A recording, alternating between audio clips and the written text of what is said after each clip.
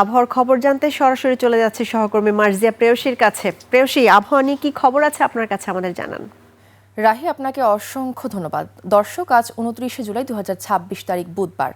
আবহাওয়া অফিসের দেওয়া সর্বশেষ তথ্য থেকে আমরা দেখতে পাচ্ছি আগামী 24 ঘন্টায় রাজশাহী, রংপুর, ময়মনসিংহ, সিলেট বিভাগের কিছু কিছু জায়গায় এবং ঢাকা, খুলনা, বরিশাল, চট্টগ্রাম বিভাগের দু এক জায়গায় একটি অস্থায়ীভাবে দমকা হাওয়া সহ হালকা থেকে মাঝারি ধরনের বৃষ্টিপাত হতে পারে। আজ সারা দেশে দিন ও রাতের তাপমাত্রা কিন্তু প্রায় অপরিবর্তিত থাকতে পারে। আজ ঢাকার বাতাসের আপেক্ষিক আর্দ্রতা নির্ণয় করা হয়েছে 90%।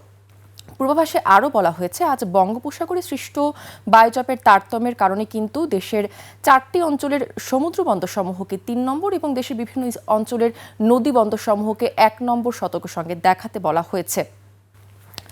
যদি আমরা বাংলাদেশের সার্বিক পরিস্থিতির দিকে লক্ষ্য করি তাহলে দেখতে পাচ্ছি মৌসুমী বায়ু বাংলাদেশের উপর মোটামুটি সক্রিয় অবস্থানে রয়েছে। যদি আমরা রাজধানীর সার্বিক পরিস্থিতির দিকে লক্ষ্য করি তাহলে দেখতে পাচ্ছি রাজধানীতে বর্তমানে তাপমাত্রা রয়েছে 27 ডিগ্রি সেলসিয়াস এবং গত 24 ঘন্টায় রাজধানীতে সর্বোচ্চ তাপমাত্রা রেকর্ড করা হয়েছে 29 ডিগ্রি সেলসিয়াস এবং সর্বনিম্ন তাপমাত্রা 26 ডিগ্রি সেলসিয়াস। রাজশাহীতে তাপমাত্রা রয়েছে 29 ডিগ্রি সেলসিয়াস, রংপুরে 29 ডিগ্রি সেলসিয়াস, ময়মনসিংহে 28 ডিগ্রি সেলসিয়াস, সিলেটে 27 ডিগ্রি সেলসিয়াস, কুমিল্লায় 27 ডিগ্রি সেলসিয়াস এবং চট্টগ্রামে 26 ডিগ্রি সেলসিয়াস।